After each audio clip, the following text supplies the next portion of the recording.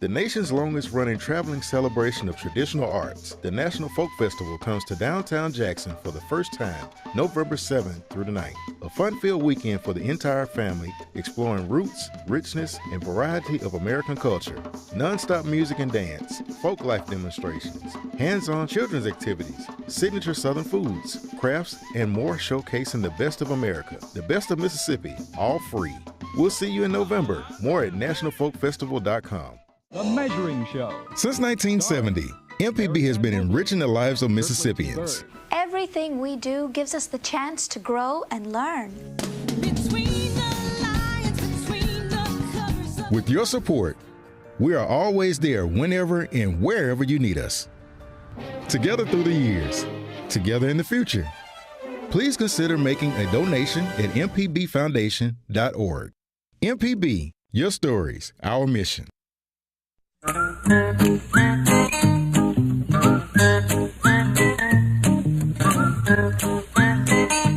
Okie dokie, folks. Welcome back to Horticulturalist Felder Rushing, and we're glad you joined us. If you're listening on your radio, welcome. If you're watching our live stream, we welcome you too. As a matter of fact, we wish more of you would do that because then you get to see me and Java's smiling faces. Good morning, Java. How are you?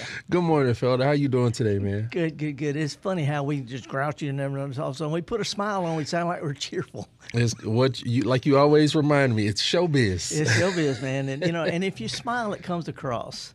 So I'm chuffed to be back here in Mississippi talking about gardening. I brought some stuff to talk about, some tips for the week, some things that you might want to consider, a couple of philosophical points too. But it's a live program, a call-in program. And for folks you want to give us a call, it is toll free 1-877-MPB ring. And if you're listening or you're watching on the live stream, I don't know what kind of button you push, but it's something where you can send Java a note. Yeah, I mean, you can just enter the chat when. It's got a little chat thing. See, I'm a boomer. We got some. I'm pretty sure we have some boomers in the chat. Good morning to Margie and Titan and Kendall and Jade, some of our early chat participants. But the chat gets lively. They have side conversations and everything. So really? it's a fun time. So if I say something and people disagree with it, they'll start talking behind my back. Oh yeah, they'll start putting it in the chat. Well, listen, we got a caller on the line, but before we get to that, I will mention when I got off the air last week, I had just gotten back from being gone for 3 months, and I swung by the Agriculture Museum, which has got the herb garden. It's right on Lakeland Drive, right off the Interstate 55. It's a cool place. It's a small town. They got a great museum. It's a top destination point. But anyway, behind the doctor's house, we've got a little herb garden that I started back in the 80s, and Master Gardener's been taking care of it, but it really needed more watering. It didn't need a sprinkler, so I hand watered everything, and I sort of got back in the groove of gardening in the heat and humidity where you're sweating almost as much as you're watering. It was great, and we'll talk a little bit about that. But first of all, let's start out by talking on the radio with somebody calling from somewhere in Tennessee. Good morning. Who is this and where are you? Well, I think they kind of dropped. I don't know where they were calling from, but it's there. Please call back. Please call back. Did I scare them off? I think you may have. Yeah, you may have sent them away. I'll tell you what. We got the lines wide open, but let me show a couple of pictures. Yeah, you sent a nice batch. Yeah, it's not a whole bunch, but picture number one, put out there. I visited my little granddaughter. She's 5 now, and we made a little garden for her. It's a little fenced-in garden. It's got little bunny rabbits and gnomes and stuff. But I got a picture of her out smelling the herbs, and because I don't know if you can see, but on her left side is a big tall spiky plant with purple flowers. That is a type of basil. It's called African blue African blue basil. It is the best pollinator plant I've ever seen. I've seen a lot of butterfly, hummingbird, fly type plants, but this is African blue basil. It's really too strong to cook with. It's really strong tasting, but it is an annual. It's real easy. It roots in a week and a half in water. She can carry it over the winter. But that's her just out there, and she doesn't mind the bees. There's a hummingbird flitting around, because she's been raised thinking that these things are okay. Yeah. But I also showed her how to snip on a hedge that they got because she just wanted to snip. She saw me doing some pruning. She wanted to do it. Next thing I knew, she had cut half of the bush down. She had to use both hands, but she did a lot of cooking. And let's go in and show picture number 2 while we're at it, because while I was at the Ag Museum, we've got a flower that has popped up. Pops up every time this year, and it goes by a whole bunch of folk names. One of the most common is spider lily because it looks sort of like spider. Got the picture, and I also have one here on the camera. We'll get a close-up later. But it's called spider lily. It's also called naked ladies, surprise lily, magic lily. And the reason why is because the flowers come up in the late summer and fall without any leaves. The leaves come up, sometime October, November. Looks like striped monkey grass over the winter. And it gets all the sunshine it needs in the winter. So if you got a shady garden that drops its leaves in the winter, you can plant this even under trees. It gets sunshine in the winter, and when the leaves die down, these pop up out of clear blue. It's just a good old heirloom. Some people call them hurricane lilies, Java, because they show up just about that time. And you said those are at the Ag Museum? Yeah, but it's also, you can see them right around any older part of town, but they're about not quite knee high, clusters of individual flowers. Each one looks like a spider, like a big old spider. But anyway, that's just a great old pass along plant. And if you've got some, if you want to try to grow some, if you know somebody's got some, this is the time of year to get them for 2 reasons. First of all, you can see where they are because there is no evidence of them except when they bloom or when the leaves are there. And the leaves are not very sexy. They just look like monkey grass.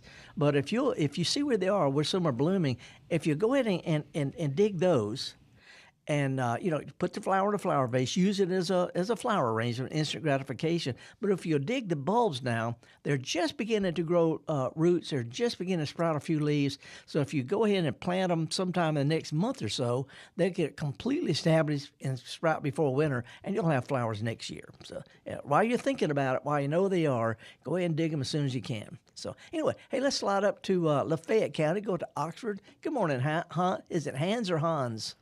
Hans. Hans. Elder, good morning. Good morning. One of my ancestors' name was Hans Felder. How about that? Hans Heinrich Felder. German or Swedish, I think. Swiss. Swiss. Okay. Yeah. That's Swedish, my part. So that's okay. Well, what's going on? So, Felder, I have a question. I listen to the program all the time, and I have several fruit trees, apples and pears. Uh-huh. And about 2-3 years ago, I guess I trimmed them, and ever since then, these vertical water spouts, I guess you call them, that grow straight up, the little branches, have come back. And this fall, I trimmed it again in winter, and they're just exploding. So anyway, we're trimming them right so they don't keep coming back.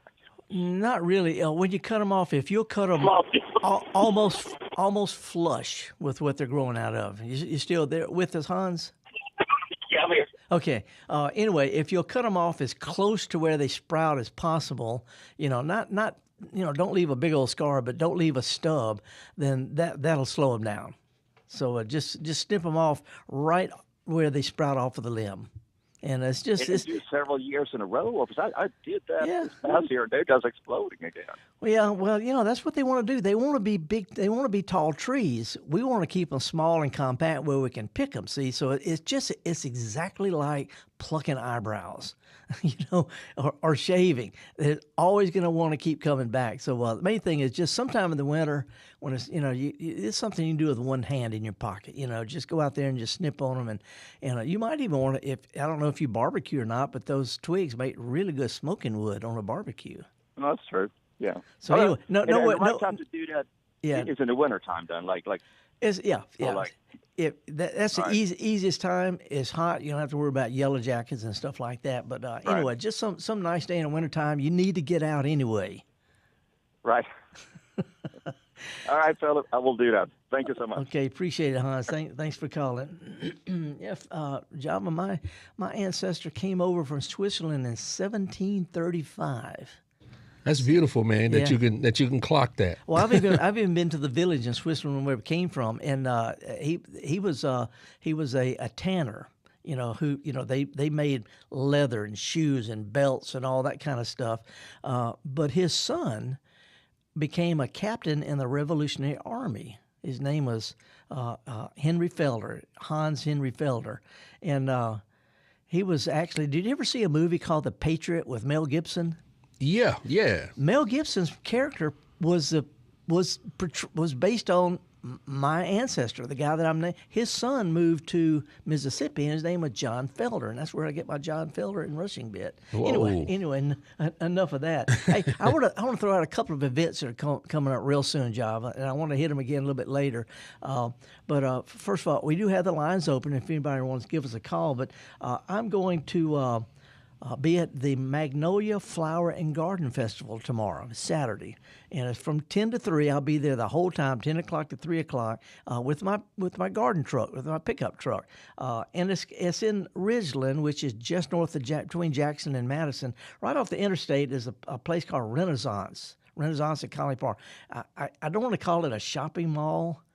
Yeah, it's like it's like a shopping center. There's a lot of stores there. It's more like a kind of an upmarket village. Yeah, but I mean they have an Apple store, Barnes and Nobles, and you know. And right by the Apple store, they've got in the center of it, they've got a big clock tower. Yeah. Mm-hmm. Well, that's where it's going to be, the Magnolia Flower and Garden Festival. It's going to be at the Clock Festival. And if you're not sure, if you want to head over here, it's the Ridgeland exit off Interstate 55, which is just north of the Natchez Trace. And look for my truck. It's going to have free lectures. I'm going to be talking at 11 from my truck. Donna Yowell, who's an old friend of mine from college, she's going to be talking about cut flowers, which is her specialty, growing cut flowers. That's what she does. Bob Bruzak, he's a retired landscape architect. He's talking about food forests, having a landscape where you can walk around when you're tired of looking at it, you can eat on it. Then Rick Griffin, my really good friend, landscape architect, is going to be talking at 2 on how to make your garden a place where you want to be. Anyway, it's going to be demonstrations all day on composting, perennials, hummingbirds, medicinal herbs, fairy gardens, and we're going to have a good time. It's going to be at Renaissance, which is right off the Ridgeland exit of Interstate 55, anywhere from 10 o'clock to 3 o'clock. I'll be there the whole time. So I hope y'all come out and join us. Anyway, let's go down to the coast down to Hancock County. Joe, what's going on the coast? Good morning, fellas. Joe down here in the kiln. In the kiln. I got you, man. What's going on? I've got a problem with Japanese climbing fern. I cannot get a handle on it. I've tried. I can spray it with. I can spray it and kill it, but a lot of times it's coming up like in the middle of azaleas and other things. Yeah, you have the silver bullet. No, not really. This is people aren't familiar with it. Further north, it's not as weedy as it is, in the southern part of the state, and it's a beautiful plant. It's a vine. It's actually a fern, but it's a vine, and it grows everywhere, and it spreads by spores. And in our hot climate, humid climate, those spores sprout pretty ready. Unfortunately, there's not any herbicide that's specific for ferns, and so what you would spray on it will kill other stuff too. And even if you spray it, it turns brown. You got to pull it up. So the only thing I can suggest is pull and mulch. Pull and mulch. It's not fun. It's not a silver bullet. If there was anything else to do, I would do it myself. But that's pretty much it. You were going to say that. I just knew that. Yeah, and as a horticulturist, I want there to be a solution. But I work with people like me all over the country, actually worldwide, but all over the South. And sometimes there's problems that we got them too. If there's anything we could do about it, we would know about it. But I'm sure that pulling. And by the way, and maybe I shouldn't say this, but if you sort of curse a little bit, it helps the time go better. I can do that. Java, can I say that? As long as you don't practice on air. That's right. As a matter of fact, you could actually name some of them if you got people that that you just have a grudge against. That makes it go better too. Okay, yeah. As long as the FCC is not listening, I'll do that. That's right. Okay, well, good luck on it, man. Thank you, Felder. And tell everybody I said, hey, stop by the library and tell them I said I've given several talks at the library there and at the kiln. And I've been there. I've met you. So you know how I am then. Come back. Yeah. All right, okay. man. Appreciate Thank you, sir. All righty. And while we're waiting for another call, we could take a break, a little bit of stuff, not a minute or two. The lines are wide open. It's toll free 1-877 MPB ring, and I've got some herbs. I've got a really great little native plant, and I've got something that a little heirloom plant, and also a danger thing to talk about. So stick with us, folks. We're going to be back here at Mississippi Public Broadcasting. We really appreciate the people in Mississippi supporting Mississippi Public Broadcasting. We need you, and we appreciate it. So anyway, we'll be right back with more of the Gestalt Gardener and more of you in your garden right after this.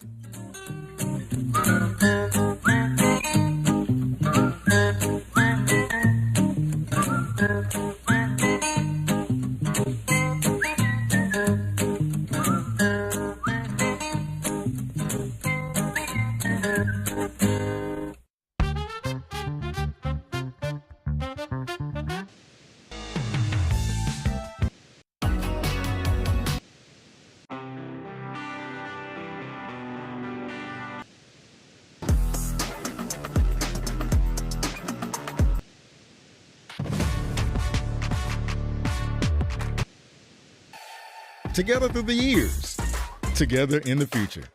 MPB, your stories, our mission. Every parent wants their child to grow, to explore, and to dream big. At MPB, we're proud to support families and teachers across Mississippi with trusted educational programming and resources that inspire learning and spark imagination. From PBS Kids favorites to digital tools and early learning support, MPB is here for young minds, engaged classrooms, and families who believe in the power of learning at every age. Empowering families, inspiring learners. MPB, your stories, our mission. The nation's longest-running traveling celebration of traditional arts, the National Folk Festival comes to downtown Jackson for the first time, November 7th through the 9th. A fun-filled weekend for the entire family, exploring roots, richness, and variety of American culture. Non-stop music and dance, folk life demonstrations, hands-on children's activities, signature Southern foods, crafts, and more showcasing the best of America, the best of Mississippi, all free. We'll see you in November. More at nationalfolkfestival.com. All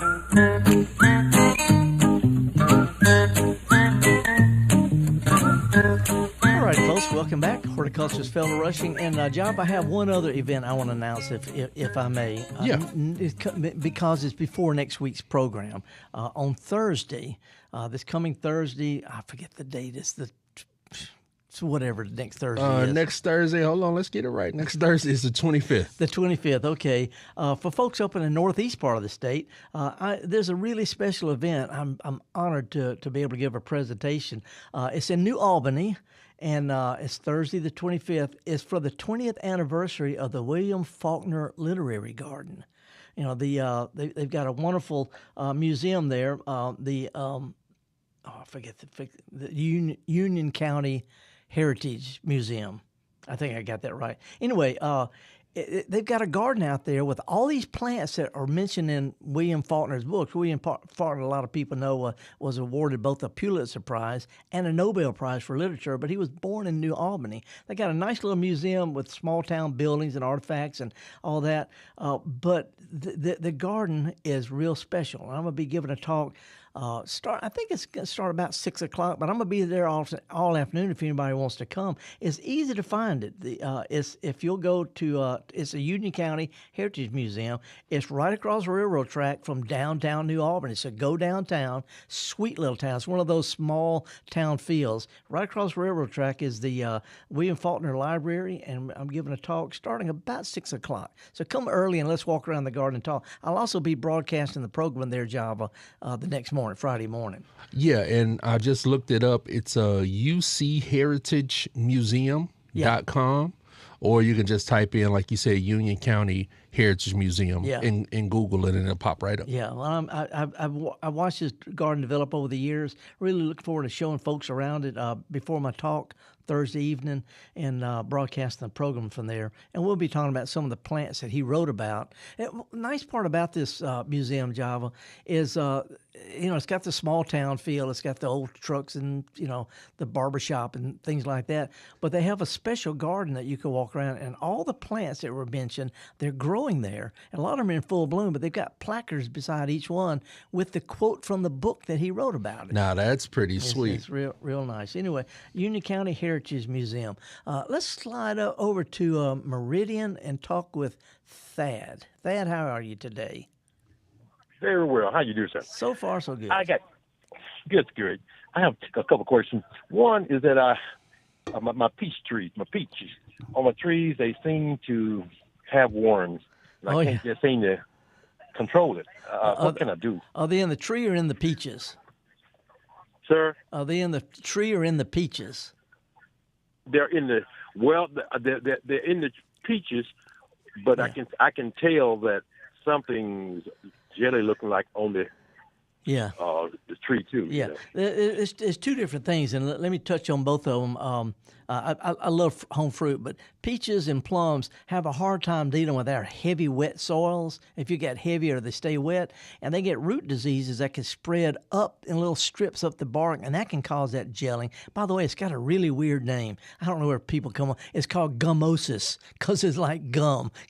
Gummosis. Sound like a dental thing. But anyway, there's also a peach tree borer. It's an insect that bores into the trunk and can cause that gelling. And unfortunately, not much you can do once it gets in there. A lot of times it won't kill the tree, though. So if you can sort of live with it, that's your best approach. Otherwise, you'd have to spray, every year in the late winter or spring to try to hit or miss control the creature that lays the egg that burrows in there. Anyway, as far as the peaches on the tree, this is so predictable. I can tell you that you can go to any garden center, and they've got this stuff called home fruit spray or home orchard spray. It'll have a real generic name like that, home fruit or home orchard. And if you'll wait till the flowers fall off the tree, after the pollinators are done, when the little peaches start to form, you can spray this stuff every couple of weeks or so. Every week if it rains, but the sprays will last a couple of weeks or a couple of rains, whichever come first. But you're spraying the fruit after they start to show, right up until about harvest, and that'll do a good job of controlling the worms in the trees. Unfortunately, there's no way around it. There's not a good control other than spraying. Okay, all right. The cherry tree, does it have a possible chance to grow in this area? Oh, the tree will grow great, but if you want cherries, you're out of luck by about 300 miles. Cherries, they don't need a cold winter. They need a long, cool spell, what they call chilling hours, somewhere below 40 or 45, but above freezing, refrigerator temperature. And that's how trees tell time. And cherries need about 1,000 hours of that chilling hour over the winter before they'll bloom and set fruit. Meridian only gets 500, 600, maybe 700. Yeah. All right. Appreciate it much. Okay. Hey, and there's some other fruits you grow out there, though. And, if you're interested in that, I give a lecture, a little demonstration every February in Jackson. It's a free thing. But also, I've got a publication that I put together. I actually wrote the book on growing fruits in Mississippi, but I got a little free publication on the best types of fruit and the best varieties of each one for your part of the state. If you want to shoot me an email, I'll send it right out to you. It's a little free, it's 4 or 5 pages, and it talks about pruning and all that kind of stuff. Your email is? You can go to garden@mpbonline.org, or you can go to my blog, felderrushing.blog, and it's got a little thing that says email me. Okay. I send this out all the time, and you'd be surprised at some of the really cool fruits that grow well in Meridian. All right. Thanks a lot. Okay, Thad. Appreciate it. All right, let's slide way up to the northwest part of the state, to Senatobia. David, what's going on? Hello, David. Hello? Hi, you're on the air, David. What's up? David. I think we may be having some connection issues with David. He also might be listening on the radio. Don't we have a delay in case I say something nasty? Yeah, it is a delay. Let's see if we can get David together. But in the meantime, let's go to, who is this? Jody. There we go. Down in Fairhope. Man, we are going all over the place. Jody, what's going on in your pretty little town? Jody. Uh-oh. Is it me, Java? I think everybody's on a delay. Hello. I thought I heard something. Can you hear me? Because my yes, we can. Cell phone isn't the greatest. You can hear me? Okay. I can hear you fine, Jody. What's going on? Well, I have become a little bit of a Facebook pariah because I could not find any coral vine, and I had tried to buy some from a plant lady here in Fairhope who's lovely. She has a place called the Plant Fairy. Mm-hmm. But she didn't have any, and they tried to root some for me, and it didn't take. And so I was in another town that I shall not name in the South, and I just kind of snuck up into someone's yard and pulled 2 stems of coral vine. Okay. And it became a garden district internet sensation, not in a good way for me. Oops! I could not believe, and I had sweet gardeners that came out. Wait! What did you steal a plant and then you posted about it? Did you out yourself? No, they posted. No, a woman. Oh, no, she I didn't called realize you. The woman had a video. She caught me. She had a video camera in her front yard, in her house, and so she posted the video of me and said, "Who is this woman?" Yeah. That took my flowers. Oops. So I'm brave. I got on the Facebook page and I said, hey, it was me, and I just wanted to root some coral vine because I can't get any here, where I live. Yeah. And, you fessed up. You fessed up. Yeah. So, I fessed up, but it became a real scandal, and then I just fast her back a little bit. Oh, no, and then I no. finally said, I don't believe that you actually planted that coral vine. I believe someone else did, and you just have the glory of it now that you live in this house. The house is not well cared for. She has cameras and so looks like a so where are we now? So now that's over, and I've quit looking at Facebook, or at least that particular page. But I have all this coral vine seed. And I talked to my plant fairy lady here. She said it's very hard to get a vine to root, which made me sad because it's really not. But anyway, keep going. So I couldn't get it to root. I didn't know what I put it in water. It didn't make a root, but I have seeds from the blooms. Yeah. So what do I? How hard is it to grow them from seeds? Okay, first of all, had the seeds turned bright red, or are they still green? Well, the coral vine? Yeah. Were the berries, were they bright red or were they still green? No. There's no berry. Maybe I'm calling it the wrong thing. It's a tropical little vine that comes up in the fall. And okay. I was thinking about the native coral honeysuckle. The coral vine you've got, is it got little flowers that look sort of like little? It's maybe called Queen's vine. Queen's wreath or Mexican creeper. Yeah. I was thinking a whole different kind of plant. It should come up quite well from seed. It should, but it does root. But you can't just root plants any time of the year. There's hormones involved, and if you get it the wrong time of year, or it dries out too fast, or whatever, the plant should be easy to root. But you just need to catch it at the right time, not the real tender stuff that you grabbed, but something a little bit older than that. But anyway, I've never grown them from seed. These are very precious seeds to me now. I want to get them to grow after the whole scandal of. Well, best I can suggest right now. This is what I would do, and I do this all the time about something I don't know about personally. Is Google it, by that name until you find one that looks like you, because there's several plants called coral vine. Find the one that looks like you, and then just type in growing blank, blank, blank from seed. And somebody will tell you the technique and the right time of the year. You want to make sure that the seeds you got are mature, though. If you get, sometimes they're early and they just don't, they're not ripe. But I can't tell you. What? Okay, because the vine is. What? I think we may be having a little connection. Remember, Jody, when she first got on, she was saying her cell phone wasn't the greatest. Yeah. Well, anyway, and I'm here online. She disappeared before I could look it up myself. Anyway, there's a lot. Online has gotten almost crazy easy. When I come across a plant I don't know about, first thing I do is I find out what's the real name, and then I just type in the real name and then growing from or propagating or whatever, and it got all sorts of people to tell you how they do it. But I think one thing we need to maybe explore, Felder, is I don't want to say stealing, but liberating.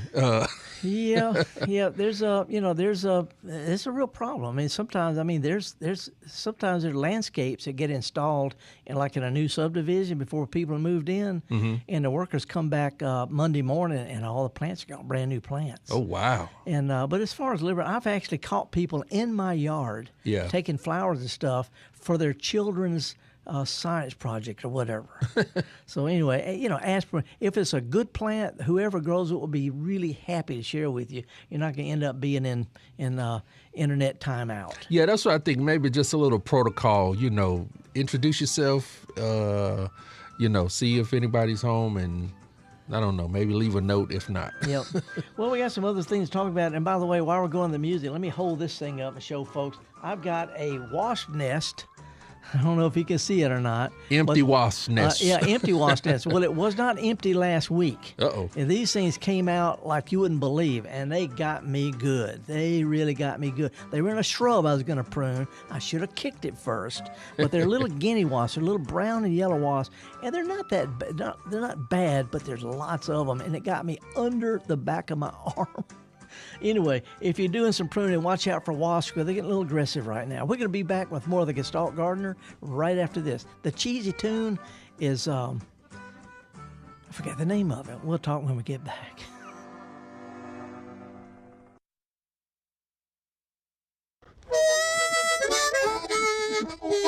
Hi, ladies and gentlemen. My name is Bobby Rush. As a blues man, I love Mississippi Public Broadcasting. If you support Mississippi music and their local programming, donate now, right now, and become a member today, not tomorrow. Thank you, thank you, thank you. Doesn't matter how big or small, but we prefer big. Thank you very much. The Measuring Show. Since 1970, MPB has been enriching the lives of Mississippians. Everything we do gives us the chance to grow and learn. With your support, we are always there whenever and wherever you need us. Together through the years, together in the future. Please consider making a donation at mpbfoundation.org. MPB, your stories, our mission. At the Mississippi Arts and Entertainment Experience in Meridian, we believe in the power of the arts, storytelling, and education, just like Mississippi Public Broadcasting. MPB connects communities across the state with quality programs that inform, inspire, and engage. Their audience is loyal and appreciative of businesses that support public broadcasting, which makes underwriting on MPB a smart investment. Join us in supporting MPB. Learn more at mpbfoundation.org. When the weather turns severe, when breaking news affects your family, when Mississippi needs answers, MPB is there. We provide real-time emergency alerts, trusted news coverage, and live broadcasts of emergency updates. Available on TV, radio, and online. MPB is on the air and by your side every day of the year. Because when it matters most, Mississippi turns to MPB. Mississippi's trusted source. MPB, your stories, our mission.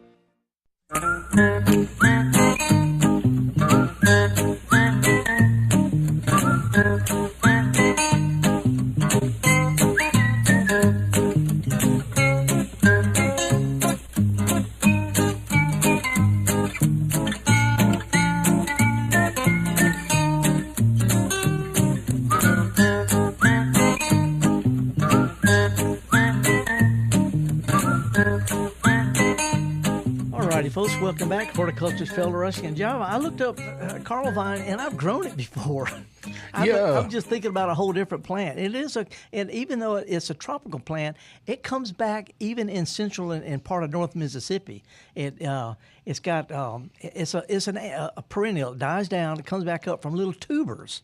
But it also drops seeds, and the seeds should be very easy to sprout. I would just spread them out on some potting soil, maybe do some now and then save some to do in the spring. But go ahead and just put them on some moist potting soil. Keep them moist, not wet. And I would cover the pots up with a little bit of plastic like food wrap to keep the humidity high till the seeds sprout. Not in the full sun, but moist potting soil.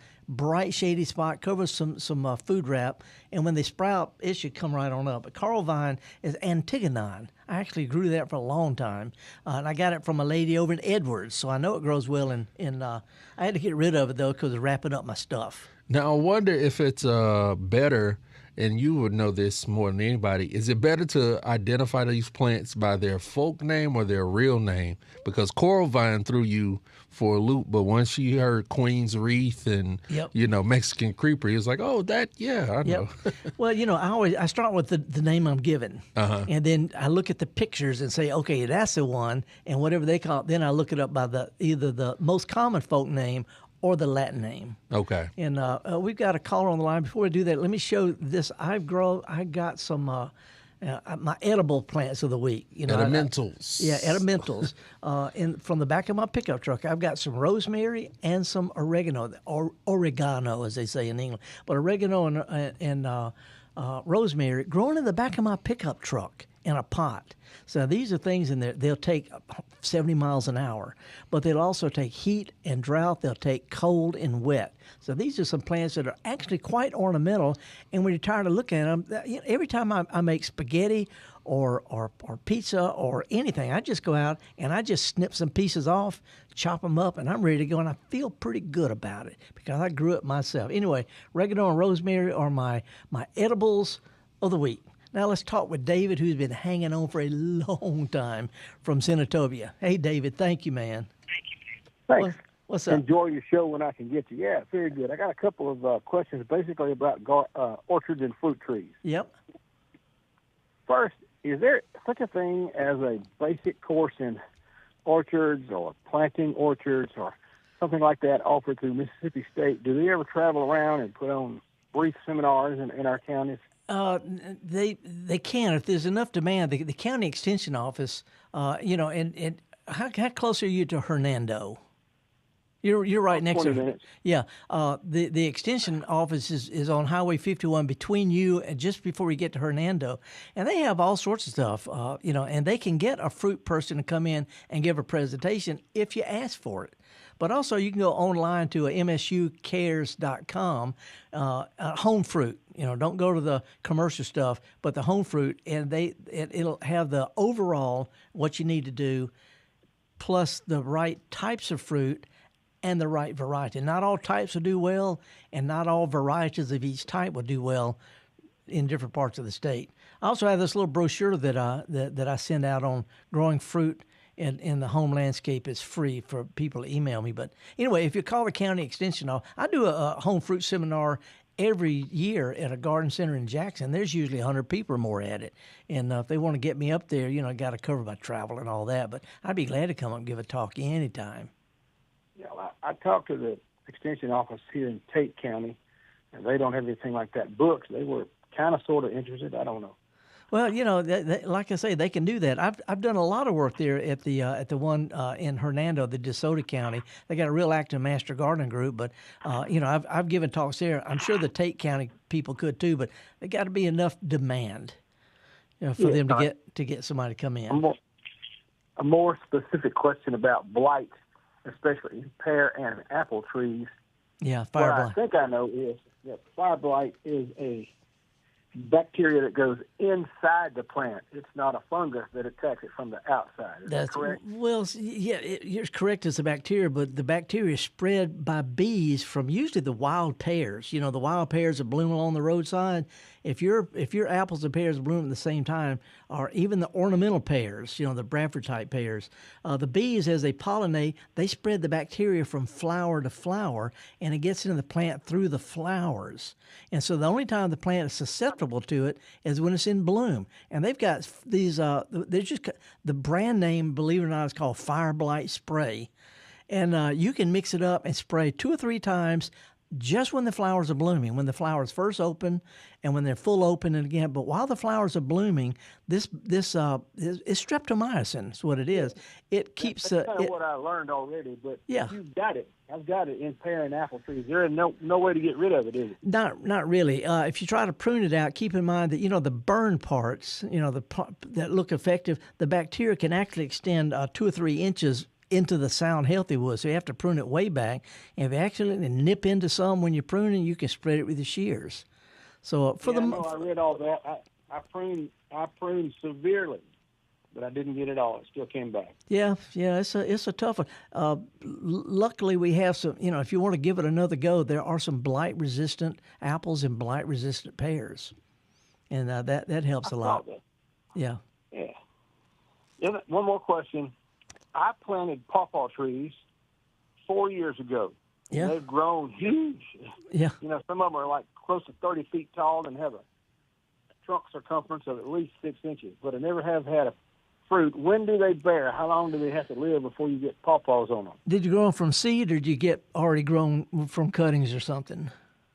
I got the plant at a garden show. Okay. After 3 or 4 years, 4 or 5 years, they've reached maturity. And if yours should be mature enough, they have burgundy blooms. I mean, not burgundy, they're maroon. Well, they're kind of burgundy maroon flowers before the leaves come out in the winter. And these plants are pollinated by beetles and flies.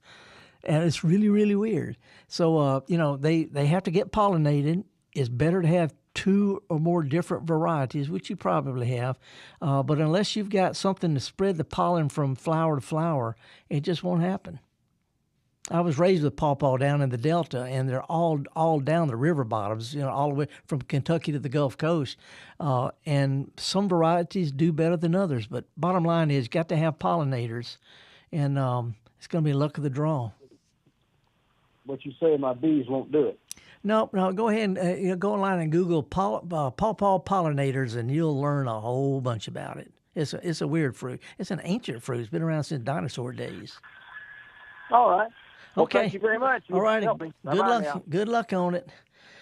Okay. And Java, can't wait to tell you what the pub talk was about this past week. But Chico's been hanging on a long time from Oxford. Chico, how you doing, man? Hey, good morning, Felder. Good morning, Java. Good morning, Chico. How you doing out there in Oxford? Doing great. I got a 2-part question for Felder. Okay. Felder, I really enjoyed it earlier this summer when you were in Denver with your kinfolks. Yeah, Sam, yeah. It reminded me of in the early 1980s, I went through a big period of my drink of choice was Rushing and Muscadine wine. Oh, yeah, Sam Rushing. And, of course, that program gave Java fits because I was trying to walk around a guy's yard with my laptop, and Java would just, I don't know how you pull it together, Java. You are a hero. Yeah, I got a kick out of that myself. But my question is this. When I'd be drinking the Muscadine wine, I'd drink the entire bottle. And in those days, me and my buddy Boyette was going to Memphis a lot and to hang out. Yeah. And I always put a note in the bottle and forced my buddy Boyette to drive across the Mississippi River Bridge so it could throw the bottle in, to hear back. Internet's going to talk about you. Internet is going to talk about you, Chico, because we know where you live. Well, anyway, I always told my grandfather, Mr. J.M. Westmoreland Sr., everything I did, and I told him about that.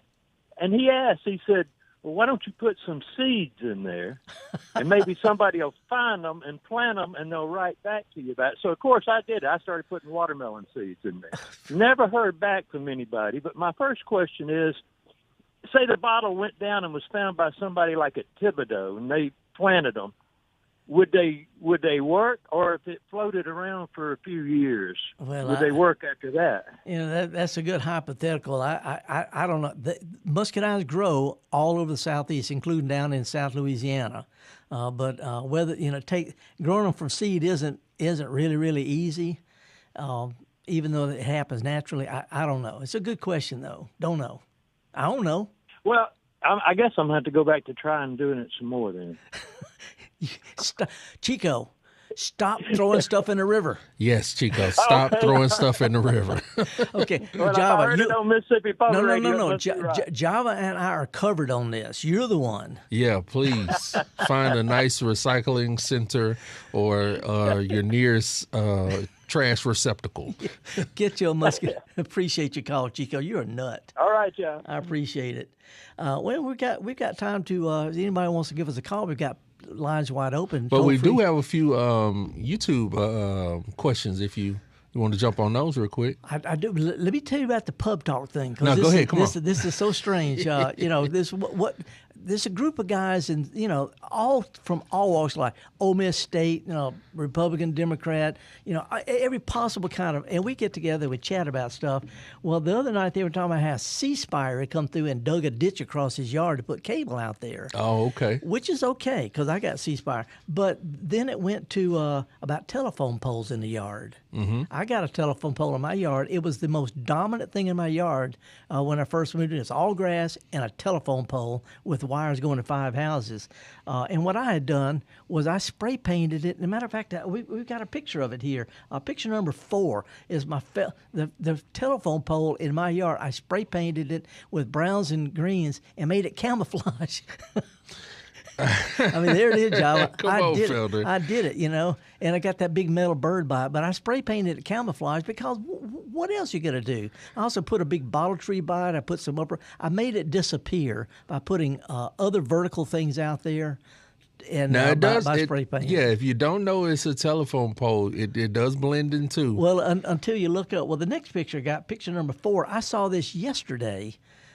And it's a telephone pole where they took these reflector things and put LOVE on it, love on the telephone pole. Yeah, I'm trying to recall. It's on Northside Drive. Yeah, I've seen that before. Well, the reason I want to mention this, and I'm going to take just a second about this. Oh, phooey, we lost our call. Oh, well. Oh, I'm sorry about that. I didn't, he gave up. I'm sorry. Maybe call back. Yeah, call back. Well, we started talking about... And I mentioned that I've seen where knitting clubs have knit these little like sweaters to put on telephone poles. To put on the cup. Yeah, I've seen those too. Well, I was Googling something and I came across the fact that September 21st, this coming Sunday, which is the first day of fall, is also Telephone Pole Appreciation Day. What? And get this, it's for all folks who love all things tall, wooden, sticky uppy with wires coming out the top. It talks about they're talking about the importance of telephone poles. But they said it's a chance to explore the beauty of everyday objects, which is what resonated with me. People may not notice these poles that go around their routines, but if you'll take a walk around and look at the poles, organize a pole decorating party. At least one person on every block's got one in their yard. And instead of just ignoring it, let's go with it. Appreciate the everyday and paint it or knit a sweater for it or put messages on it, try to keep them clean. Man, there's literally a day for everything. Yeah, well, they actually call it Telegraph Pole Appreciation Day because they're still called telegraph poles, even though they have telephone lines. But anyway, I just want to throw that. And by the way, one other thing. One of the guys pointed out that today is the 50th anniversary of the Rocky Horror Picture Show. Well, I know one young lady is very happy about that. Well, as in the last tune in it, as they said, don't dream it, be it. And I tell people that all the time. I wish I had this. I wish I did. No, just do it. I wish I had a rope plant one. I wish don't dream it, be it. I think that's okay to say that. The plant I brought in, the native plant, by the way, I'm holding this up. This is believe it or not, it's a native grass and grows along the riverbanks, grows well in yards. But I saw this at the Museum of Art, Mississippi Museum of Art, downtown Jackson. I've got a picture number 3 of a plant that's in full bloom. This is downtown Jackson. This picture number 3 is of a type of hibiscus. They call it Texas Star, even though it doesn't grow in Texas. It's native to Mississippi, Louisiana, Alabama. It's a hibiscus, and it's in full bloom right now. Very tough, durable plant. Doesn't need a lot of water, but that was at the Museum of Art, downtown Jackson. But they also had this ornamental grass, which is a native, and it's called river oats. I've got this right here that I'm showing. It's a little hanging down thing. Look like fish on strings. But river oats is a really good native plant. It's a tidy plant. It'll spread a little bit, but anyway, this is one of my favorite native plants. So we've talked about heirlooms, with the red spider lilies. We've talked about edibles with the rosemary and the oregano. Talked about this little native plant here, and that's what I enjoy doing. So, I guess I chased off all the callers, Java. Well, thankfully, our YouTube, like I said, is really going, and we had a bunch of side conversations going on. But I do want to let's see. We had Jennifer, and no, I'm not going to tattle on you, Jennifer. But she had a question. She said our library has a seed library, and it's getting time to reorder new seeds. Does anyone have suggestions on what we should get? Ooh, that's a good question, but it's a big question, and it can't even answer you. Some flowers, zinnias, easy flowers, zinnias, celosias, things. Some type of I wish people. I got some kale, the ornamental kale, at the seed library in Flora, Mississippi last year, and so anyway.